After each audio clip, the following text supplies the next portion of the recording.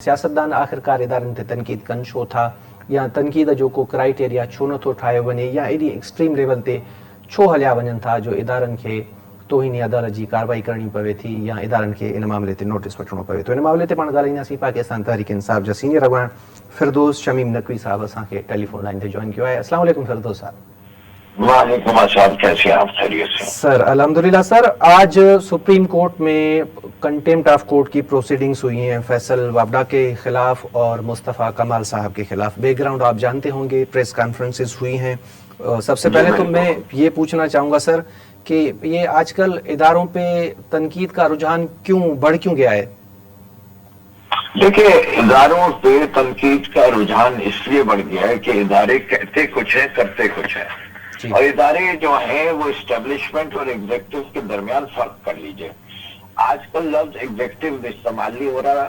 State के 3 pillar है, executive, legislative और जुडिशरी। ये एस्टेब्लिशमेंट जो है ये चौथा पिलर क्रिएट हो गया जो इन 3 पिलर पे हावी होने की कोशिश करता है और यही उनसे सबसे बड़ी मखासमत है। इसलिए कि आइन कहता है कि इस इदारे को और इनके तमाम अफसरान जो शहद लेते हैं उसी के लिहाज से इन्हें सियासत में मुदाखलत नहीं करनी चाहिए, बाकी अमूर में भी मुदाखलत नहीं करनी चाहिए। इनका काम मुल्क का दिफा करना है और फैसल जो इनको एग्जीक्यूटिव और लेजिस्लेशन कहे उसके लिहाज से अपना काम करना चाहिए। सर कल फैसल वाबडा साहब जो कि सेनेटर हैं, आज़ाद हैसियत में मुंतखब हुए, कभी पाकिस्तान तहरीक इंसाफ का हिस्सा थे।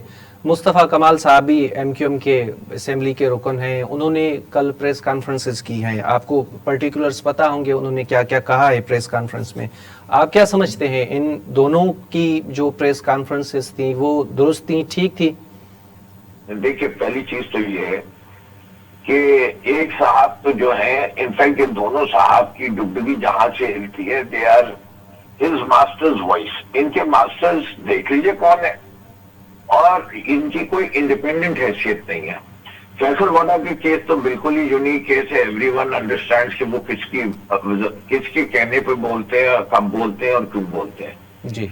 अच्छा, वो जो बोल रहे हैं उसके अंदर अगर सही बोले, अगर उनका पॉइंट ऑफ व्यू सही है और वो समझते हैं, लेट हिम डिफेंड हिमसेल्फ। इससे कि अगर मैं ये कहता हूं कि पाकिस्तान के अंदर बार माशाल्लाह लगाया और उसको जस्टिफाई करने में जुडिशरी का एक काम है, तो मैं साबित कर सकता हूं कि जुडिशरी और माशाल्लाह लगाने वाले दोनों एक पेज पे थे, तभी आइन के खिलाफ वर्जी हुई। ये तो पुरानी बातें हो गई ना सर। अभी जो इनकी प्रेस, एक मिनट, मैं जो मिसाल दे रहा हूं, अब मेरे पे इसके ऊपर तौहीन अदालत हो, मैं फेस करने को तैयार हूं। मैं ये बात पे यकीन रखता हूं और मेरे पास इसके सबूत भी हैं। अब जो फैसल वाडा साहब कह रहे हैं, तो पहले तो उन्हीं ने जो बात कही वो उनको कह रहे हैं, तो वो ये कह रहे हैं कि ये ड्यूल नेशनलिटी रखते हैं और डबल स्टैंडर्ड। बात ड्यूल नेशनलिटी और डबल स्टैंडर्ड्स का नहीं है। बात ये, अगर पाकिस्तान का कानून इजाजत नहीं देता कि जजेस जो है वो दोहरी नेशनलिटी रखे, तो वो कानून पॉइंट आउट करें कि ये इस कानून की खिलाफ वर्जी की है। अच्छा, इसमें खिलाफ वर्जी किससे की?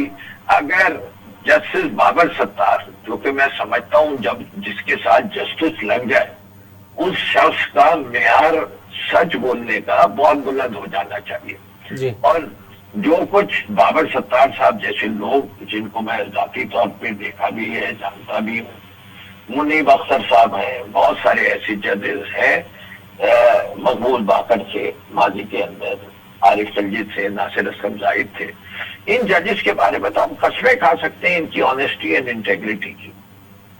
तो उन्हीं ने जो अपने लिए हदफ चुना वो गलत चुना, इससे कि उस शख्स ने before joining the judicial bench वो कह रहे कि मैंने ये बात बता दी थी and this was referred by Azhar Billah साहब to the supreme judicial council.